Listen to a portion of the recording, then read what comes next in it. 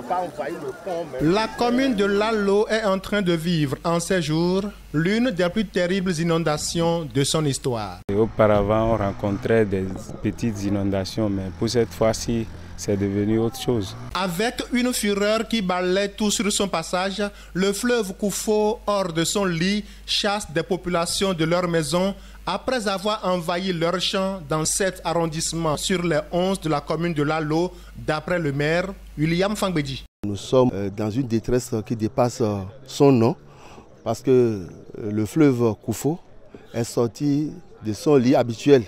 Mais pour cette fois-ci, c'est de façon exagérée. Nous avons au moins 7 arrondissements qui sont concernés. Et vous voyez avec nous les populations qui sont chassées de leurs abris. La malheureuse visite surprise du fleuve Koufo à ces populations de Tchi à Khomadegbe s'est passée en plein jour. Et ce serait le pire si cela se passait la nuit, d'après le préfet du Koufo. Le fleuve Koufo est sorti de son lit et a surpris les populations. Heureusement que ce n'était pas fait nuitamment. C'était en plein jour et les parents ont pu prendre leur talon court. Ils n'ont pas pu enlever tous leurs biens. L'eau a rempli les maisons, il a tout ravagé, les moutons, toutes nos cultures sont parties. Nous venons de faire le tour et nous avons constaté effectivement qu'il y a urgence au niveau de Lalo parce que le débordement du fleuve a impacté beaucoup d'arrondissements et nous constatons qu'il y a des villages qui sont dans l'eau. Les habitants ont dû fuir pour venir s'abriter même sur la voie. Donc c'est quand même une situation critique et il va falloir que des mesures soient prises. L'ampleur de cette inondation fait de ces populations des sans-abri sur leur propre territoire.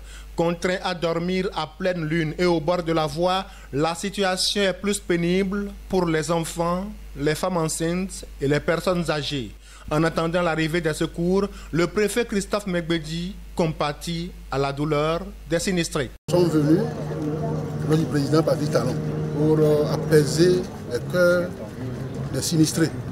Tous les ministères réunis ont appris ce qui s'est passé. Nous avons rendu compte à qui de droit pour que des interventions soient faites.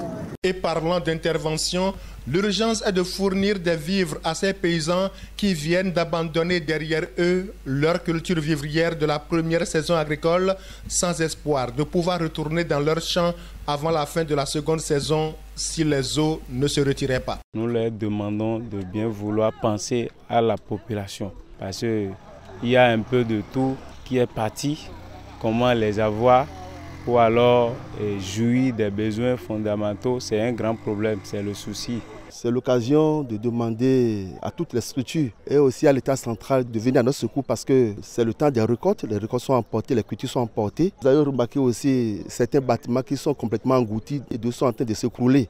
Il y a urgence de déplacer les moustiquaires, les vivres, les tentes afin de prévenir certaines maladies, le palu surtout. Marin Assongba, directeur régional de la protection civile Monokoufo Zoukoline, fait appel aux familles d'accueil pour héberger ces sinistrés le temps qu'on ne mette en place des mesures plus adéquates. Il est question de satisfaire les besoins primaires de ces personnes sinistrées pour prendre en charge sur un long terme.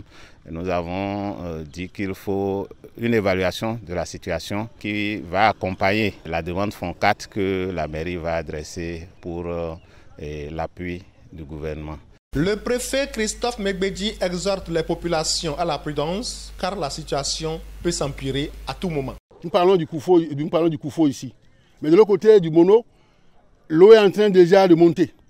Et le Mono se prépare pour sortir de son lit. Donc nous aurons à vivre la même situation entre Aplakwe, Diakotomé et Dogbo.